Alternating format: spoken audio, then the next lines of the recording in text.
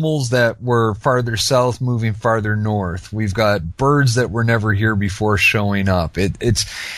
You can tell there's something up with the magnetics of the Earth changing because all the stuff's going crazy here. Yeah, it's in your face. Yeah, you can't deny it, especially when you live in a place like this. Like, I walk 20 minutes outside of town, and I'm in the middle of nowhere, literally.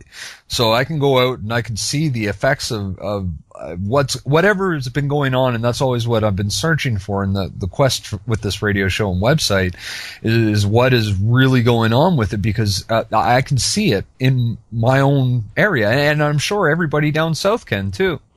Yeah, I mean, everybody has their story. You can go all over the United States and Canada, and people can report right from their YouTube channel on what's going on locally of weird, funky phenomena. It's just that simple. It's like the one video I did the other day on lightning, okay? Because when the magnetic field's messed up, it starts picking up that lightning. Woo! You start getting some serious lightning. I mean, it took out a 6-story Jesus statue. Did you see that one? Yeah, I've seen that today. I'm actually going to post it after we record this. Burn that money pit to the ground, man. Hey, man, God ain't about money. Shoot. Creed don't save. I'm glad to see that thing melted to the ground. I agree with you 100% on that one. That is what convinced me there was God. Well, not that instance, but how things like that happen. Hey, my bro Jesus, man, he tossed a money table, money changer's table, man. And he got jacked for 30 coins of silver. Man, those money players been doing their thing all along. Exactly. And it's funny you bring that up to certain people in the Christian community, and that was different. Yeah, they're full of self-importance, Don't you know who I am? Man, you can't do that. It's my way or no way, and all this other stuff, man. You're sitting and they pass a plate twice in the same service, and you're just like, okay, right. Yeah, I mean, it's garbage. Any church that's incorporated, okay, and I'm going to get back to the Articles of Incorporation, because they gave that piece of paper life. Okay, that Congress gave that paper life. It's alive. It can buy. It can sell. It has the legal rights of a person. Matter of fact, it has more rights than the animals it kills, BP. It has more rights than your sky, Chernobyl. It has more rights than your ability to live, Wells Fargo. And these guys are Mr. Wells Fargo, Mr. Chernobyl, Mr. B of A. I mean, they're alive. They're a person, according to the Congress. And the only purpose for that paper is to make money for its stockholders. That's it. It's a satanic law. It serves greed. That's what it serves. And no matter what. And if it's more cost effective to drag them out with lawyers for the next 20 years, it does. They don't care. Man, they're selling everything to you. They're selling the dirt, the sky, the land, the ocean, the water. I mean, they're polluting the hell out of all of it and then selling it to you and then cramming the brainwashing down your face. It's sad. It is. It's very sad, and that's one thing, I've noticed that in the more guests I get to talk to, it seems like we're all starting to come to the same conclusion that we just gotta put everything down and walk away from it. Yes, we'll have to clean up afterwards, but as far as the system goes, if we would just stop supporting it, it would fall apart and it wouldn't be a problem anymore. Well, these guys are so, I mean, it's way late in the game now, but yeah.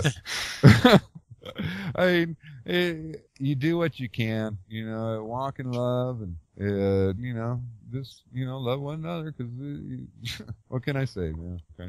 There's a reason they call it the golden rule, eh?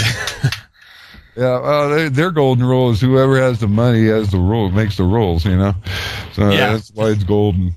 Boy, and their money's worthless. It's all one big con. Well, that's the one I get a kick out of, is how people seem to think that it means something that they have $100,000 in the bank. I mean, like I say to them, well, yes, you have $100,000 in the bank until the bank says you don't.